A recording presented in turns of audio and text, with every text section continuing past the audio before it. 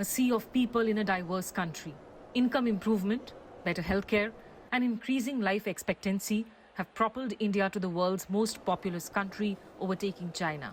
India and China together account for more than one-third of the global population. But World Bank says while China's GDP stands above 14.69 trillion US dollars, India is at slightly more than $3 trillion.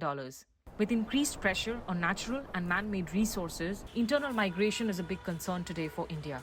As per the 2011 census, India had 450 million internal migrants. The numbers have grown manifold. So if you look at the internal migration, yes, it is going to be a threat unless until you create jobs in the hinterlands, because the land size is becoming smaller. So you have to have a step up to the agri-produce, what you call food processing. But everybody cannot be a marketer. Jaiveer Pawar has been a cleaner in offices in Delhi for a decade. His family stays in his native village in Uttar Pradesh. Even after 10 years, it is a struggle for him to live in a big city. यहाँ रहने में बहुत दिक्कत होती है। एक तो रहने सहने की दिक्कत बहुत है, फिर महंगाई बहुत है, फिर कोई एडजस्ट मेहमान लोग आ जाते हैं, उनमें फिर दिक्कत होती है, बहुत परेशानी होती है, रहने की भी, खाने पीने की दिक्कत बहुत होती है। Like millions of others, Pawar came to a city hoping for a better future. He misses his 4 children.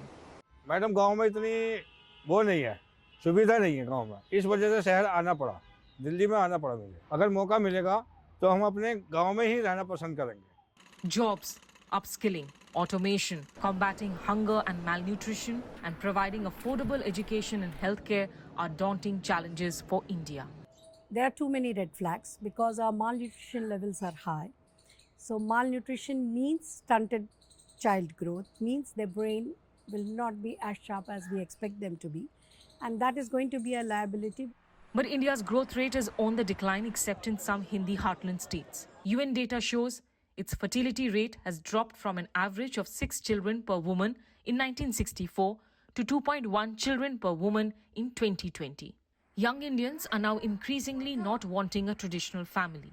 Neha and Apurva Swaroop, married for 10 years, did not want a biological child. They adopted young Reyansh in 2021. In a country like ours, where there are already so many abandoned children, especially during a pandemic like COVID and everything, my husband and me thought it would just be a nicer, wiser, smarter decision to give a home to a little one who didn't ask to be born and had been abandoned by his family or her family. Many young couples today are wary of having any children given lack of infrastructure, open spaces, expensive school education, among others.